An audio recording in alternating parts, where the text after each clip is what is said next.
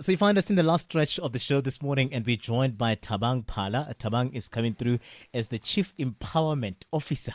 So when you see CEO, you often just think that the Chief Executive Officer here, but Thabang is the Chief Empowerment Officer.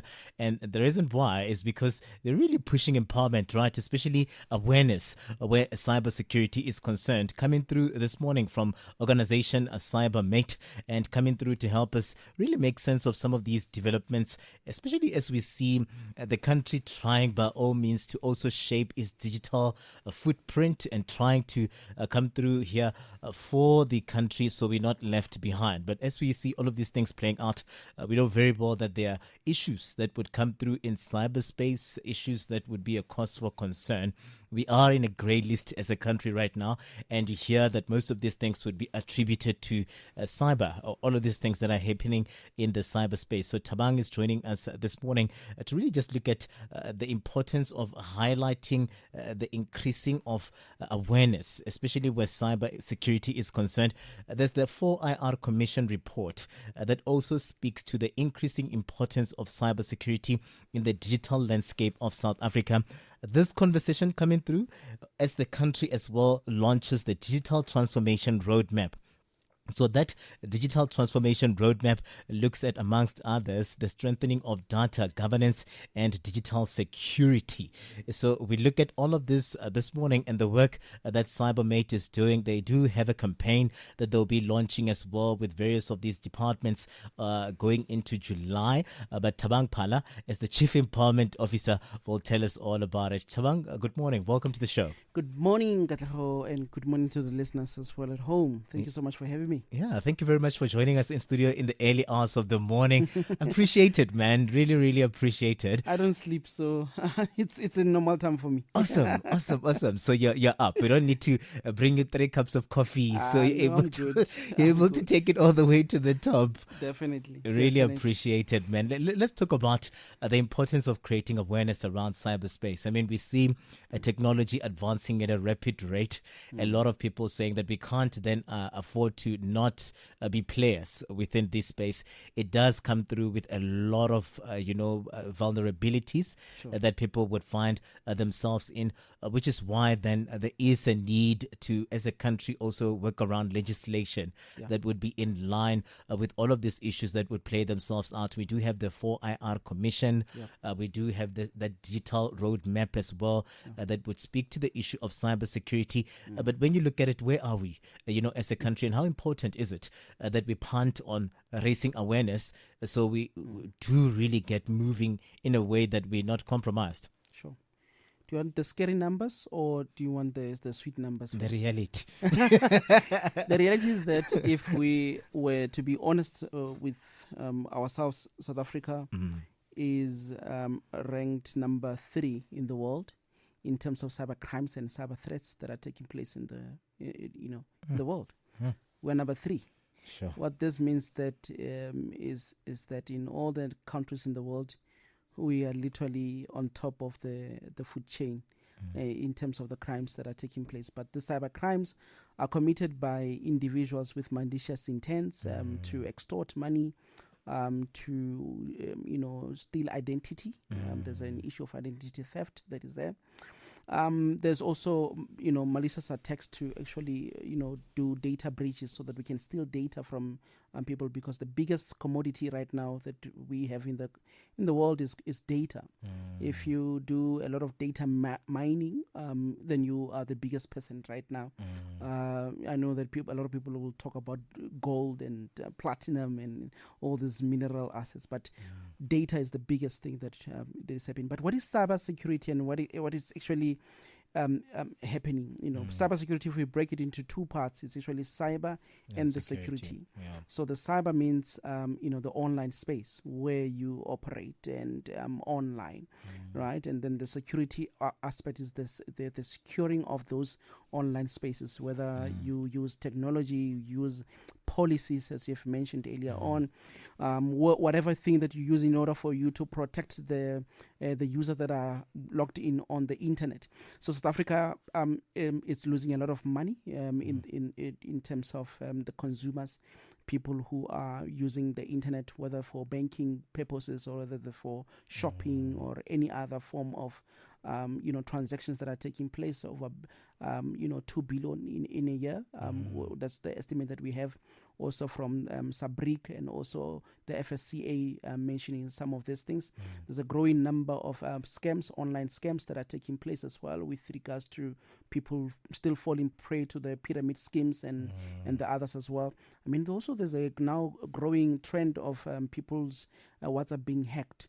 And we have seen that a lot of people who are elderly as well, they are more prone to those type of scams as well, where people steal your WhatsApp and then they start requesting money from your friends and your immediate people, saying that you can send them e-wallets and stuff like that. So there's a number of issues that are actually taking place. The scariest part that I should give you is that if you go and report it to the SAPS right now, they don't know how to handle that. I was going to ask you as well to say, do we have the controls then? Because we saw ourselves as a country slipping into the grey list as well. Someone would say that was an indication that we needed to move differently in our approach to cybersecurity and what is happening there within the internet and the space. But does this also, us being at number 3, does this say that we maybe... we are vulnerable? There are things that we are not doing. We're not agile in the way that we're approaching the rapid, advance in technology. And how do we actually find ourselves at number 3 in the world? Number 3 would need 3 things as well. Sure. According to my organization. So I represent an organization called CyberM8. We look into 3 components, but we call ourselves the innovators of digital resilience. And in our innovations, we're looking at 3 components. Number 1 is policy and advocacy influence. We need to strengthen our policy and regulations as well. We know that we have the Cyber Crimes and Cybersecurity Act. It started off as a bill in 2017 until now in 2021, then recently became an act. And within that act as well, there's still some loopholes where people are able to take advantage of them. So if you take a person to court using the same act as well, there's a lot of loopholes, and hence we are then advocating that we need to be strengthening in terms of the policy advocacy level. I mean, we have the POPIA Act, we have GDPR, we have a number of them that are also coming from the European Union and making their way into the African Union as well, that are helping us in terms of from a protection of consumers in the country. So that's number 1. We need to be strengthening from a policy and advocacy level. Number 2, we need to be looking into skills development. So skill development and empowerment. And what do we mean by that? We need to be skilling young people, individuals that have an interest within the ICT sector. But how do we then empower them to get opportunities into this sector? We believe that the cybersecurity is an economy on its own. It's similar to what IT is. So it's actually bigger in the bigger schemes of things. If you look at the 4IR basket, cybersecurity is at the core of everything. If you have artificial intelligence, you have blockchain technology, you have the Internet of Things, and all the other ones that are there. In the middle of all of them is security. How do we then protect all these technologies that are coming up? And how do you protect the people that are consuming the technology that are coming up? So we need to be upscaling people. We are having a shortage of skill set, over 30,000 that we need to be imparting by at least by 2030 with an entry-level cybersecurity skill sets. This is what we mean, like your penetration testers, your SOC analysts, your cybersecurity analysts, and even getting into your mid-tier where you have your people that can actually do frameworks and build frameworks within organizations and stuff like that. Let me give you another scary thought as well, that in South Africa alone, we have 9 provinces, and out of the 9 provinces, only 2 provinces actually have what we call the cybersecurity framework. What? The first one was the Western Cape government. They didn't even launch that. It was supposed to be launched in January. So we've been part of the process of assisting the Western Cape Western Cape government with regards to building a cybersecurity framework, and that cuts across all the district municipalities within that province alone. But in Gauteng, it's actually making inroads as well with regards to the building a cybersecurity framework. And a framework helps you to then put in systems and procedures and in place so that we can protect whatever technology that we have and processes that we have within the local municipalities. The Auditor General has been lambasting a lot of local municipalities in the country with regards to them not having cybersecurity frameworks. Now, the third thing that we need to be doing as well as an organization or even as a country as well is to do mass public awareness and education. Mass public awareness and education. It's important for us to teach people on a day-to-day basis. Remember when we treated COVID-19 messaging as that pandemic as it was? We should be treating cyber threats and cyber crimes as the pandemic as they are, because people are losing money, people are losing their identity, people are getting into trouble, women are being trafficked, children are being trafficked. There's a high rise of human trafficking in the country, and that is because of the cyber crimes that are taking place. So if you do policy advocacy, you do skills development, and you do public awareness and education, you should be combating that, and you can move away from the third spot in the world. Yeah, man, there's a lot that you actually mentioned here.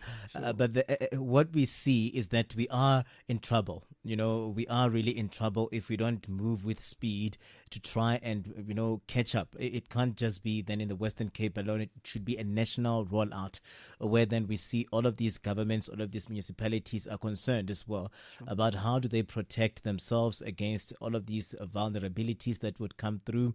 I know that the Portfolio Committee of Communications in Parliament we're talking about the new, I think the Minister of Communication is trying to introduce a new state-owned company that would look into technology, that would look into communications, that would bring Sentech together with all of these other players into one holding a state-owned company that looks at the issue of the internet and where we find ourselves, connectivity and the likes.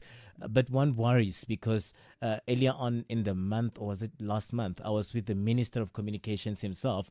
It was an infrastructure conference, and he was talking about the fact that we are still so far behind in terms of the rollout of internet, of broadband. Hence we see all of this noise now around Starlink coming into South Africa and to try and close some of these gaps that we have centered around infrastructure and the rollout that would ensure that people are meaningful participants.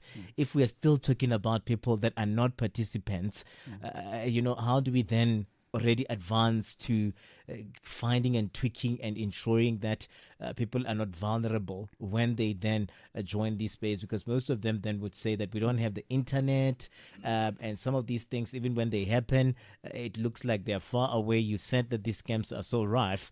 So how do we actually reimagine South Africa whereby everyone is connected, but at the same time there is legislation that doesn't take away from the taxpayers? Because I think the concern around the formation of another state-owned entity was that we don't get to benefit so much from these state-owned entities. Instead, they are a liability to the state.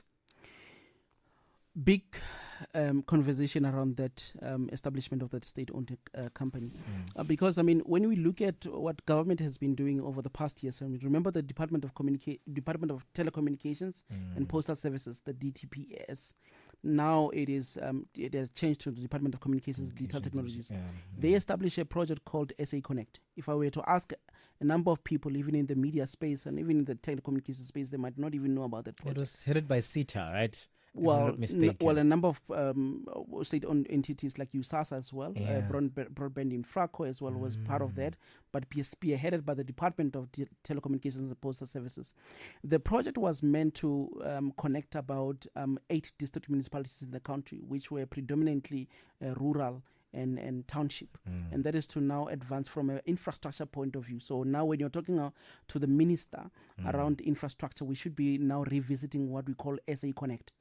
If we were to fix SA Connect and make it work, number 2, if we were to fix CETA, we have CETA as a state Information Technology Agency. Yeah. What happened to that?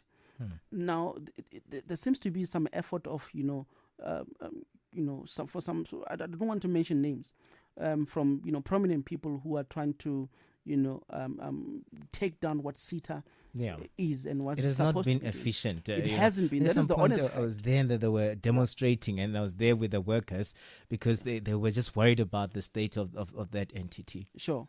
And genuinely so. I mean, and that is correct. It's an honest observation of what CETA has come to be. So we need to be doing, structural reform in terms of CETA, making sure that it really serves its purpose. We can't say that it even understands technology when it can't even it itself as well. It has domain spoofing. People are sending emails to entrepreneurs and scamming people even with the same domain of CETA. And that is the scariest part, that we don't have the right people that actually know how to run the institution. And we need to be reviving CETA. We need to be reviving that project, SA Connect. Then I think we'll be in a better way, because we still have USASA. We still have broadband infraco in terms of the telecommunication infrastructure that we need to be there. We shouldn't be even having a conversation about Starlink. Are we safe? Is the country safe? We're not. Sure. Because I was thinking as well that if we could see municipalities, or if we could see departments saying that they are experiencing the vulnerability, they're being infiltrated, they're shut down, the system is offline, and when you try to check as to why were we offline, is because of some of these issues that they've picked up and the likes, it means that it's really a cause for concern. We have to move with agency, and the reason why I'm asking is because we saw the launch then of this digital transformation roadmap. Yeah. Does it speak to all of these issues that you've mentioned here? Does it come through as something that resolves some of these challenges that are playing themselves out here? Does it protect the integrity in the country, looking at the fact that we may be infiltrated if we don't then move with agency? The roadmap was launched on the 13th of February. And it is that. It's just a roadmap. Yeah. It gives you, a picture of where we need to be going to do that. Great efforts by the Department of Communications and Digital Technologies. Yeah. Look, one of the components of the roadmap speaks about e-governance, e-government. If I were to ask how many provincial governments actually have e-government as a department or as a unit that actually focuses on innovations, on how to do innovations that are citizen-centric, right? Yeah. And that's what the roadmap speaks about, that citizen-centric innovations.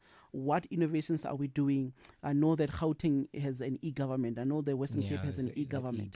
But what about Free State? What about Northwest? What about Mpumalanga and Limpopo? I had conversations with the Premier's office in Limpopo about establishment of such a department that will definitely speak to the local municipalities, so that they are able to become efficient in terms of rendering services to the citizens. Great innovations that are coming out from the city of Tshwane as a municipality, as a metro, that now they're even implementing WhatsApp channels to be helping the citizens to know on the statuses of some of the issues that they have in terms of infrastructure, service delivery, and other things. And that roadmap actually speaks about that component of one, citizen-centric innovations through the e-government, and how do we make government become easy for people to actually work with, especially when living in the digital economy. Yeah, because I want to come back to Starlink and maybe gauge to say that are we, a country that is in need of these innovators? Do we see companies and entrepreneurs saying that we do have all of these solutions? We can help you as a government here. Do we need to be looking elsewhere in terms of foreign direct investments where some of these issues are concerned here?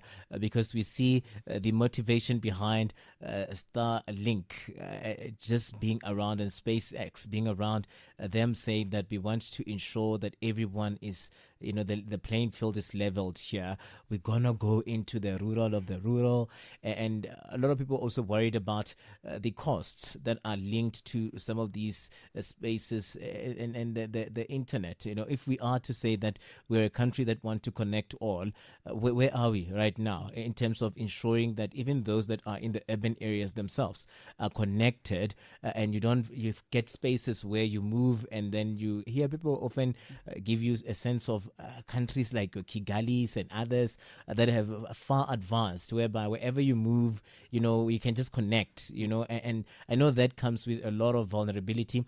But in terms of the issues around the costs and the innovators, are we lacking those innovators that can come through to help us here? We do not lack the innovations in the country. Let me state that as a fact. We have the CSIR based in Pretoria East. The CSIR has produced a number of entrepreneurs that also have been incubated within the Innovation Hub, which are actually opposite to each other. The Innovation Hub now incubates those ideas, those innovations, and then help them for a period of 1 year so that they can upscale their businesses. Some of those innovations and some of those technologies have been bought out by American companies. Big corporates in America have been buying some of the technologies that we have. One of the best, cybersecurity softwares, the likes of your Wolfpack. Some of these guys have been bought by American companies, but these are South African products that have been produced and developed. The R&D has been developed. It has been done by the CSIR. We have put in investments in terms of innovations and products that can be in the market. However, there hasn't been that upscaling and supporting and taking some of these things and using them and testing them within our government departments. Why should we be using the likes of your IoT.next, which is owned by 60% owned by Vodafone, and Vodafone is from the UK, and we should be talking about getting this small players and then giving them the necessary resources, capacitate them in order for them to be service providers in our government departments. Then we are building capacity. Also, we are building our economy because these local players are able to employ our people because they understand the local economy. They wouldn't even need that 70-30% split in terms of BEE policy that we are struggling with Starlink and them. But we are then saying that we do not really need Starlink. There's innovations in the country. We should be supporting those innovations so that we are able to use our local technologies. And when do we start? As we close, when do we start seeing the prices going down? When do we start ensuring that there is maybe connectivity for all? And also maybe let's talk about the issues that would come with this public free Wi-Fi's. Because now people, because of the fact that you are desperate, you want to connect. And it just pops, and we hear that there are dangers associated to you just going into a random free Wi-Fi link here just because you want to have access. Look, I mean, if we then say that we can have a conversation with the telecommunications cluster, and within that cluster, that we have the likes of your Vodacom, Telkom, and MTN and others, and have a conversation around data pricing. And that's a conversation that you guys need to be having. I'm in the cybersecurity space. I'm in the securing of when people are then connected. That's something that the Competition Commission has been doing as well, looking at just the curbing of anti-competitive behaviors within that space, that has digital been space. Very prevalent and been very visible, that anti-behavior, competitive behavior. But I mean, when you then mention that, in terms of, data and also when people are accessing the internet or using free or public Wi-Fi's as well. There's projects that are there in the country. I know a number of them. One is Project Isizwe. I don't know if you remember, in the city of Tshwane, that used to be under Hosi Nsusputla when he was the mayor there around that time, where there was that public Wi-Fi. I mean, but we're then looking into the safety elements of those things. If you have a public Wi-Fi with a public IP addresses as well, how do we then protect people that are actually connected to those type of networks as well? And there's some conversation that we should be having. I know that telecommunications cluster needs to be discussing and sorting out that issue of data pricing and whatnot, because definitely our data prices are quite higher than should we other approach this countries. free Wi-Fi's and public Wi-Fi's with caution? Definitely, most definitely, and I would say that you should always have VPNs on your phones and have softwares that can actually protect you when you are online, even if you're just using your phone. I have to let you go. We're out of time. But before we let you go, I know that you guys are launching, as we go into July. Let's just talk about that briefly. Beautiful. So we are launching a campaign on the 1st of July. It's going to be for 6 months. So it's called Qaphela online. That is, be careful online. So that program used to be sitting within the Department of Communications and Digital Technologies as a newsletter, and we are launching it with the department as well, and we're launching it with Sabric and also the Hawks as well, who've reached out to us and said, help us so that we can do this massive national campaign. So we're going to be making a whole lot of noise on the media space as well about the campaign, and also even with other role players in the space as well. Civil society organizations will be helping us on the ground as well. But the big campaign will actually be in October during the Global Cybersecurity Month. Awesome. Kapela. And how do we? I'm not Zulu. Kapela. Kapela. Yeah. That is the campaign that they'll be launching here as CyberM8. And Thabang just wrapping up the show with us here in studio.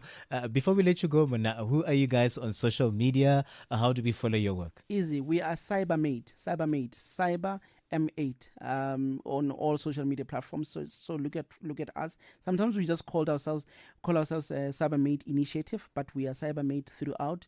Our handlers are all of them across all platforms, TikTok and all that. It's our CyberM8. Awesome. CyberM8 Yarona. Our cyber, yes. our mates. Yes. Appreciate it, Thabang. Thank you very much for coming through into the studio. Please come back as you roll out some of these campaigns as well. Let's bring you guys closer to the people so that we raise awareness as much. I'm worried about the grandma, the gogos. I'm worried about the people that would use the internet daily, and some of these issues. Number 3 in the world of those that are really, it's scary. It's very, very scary.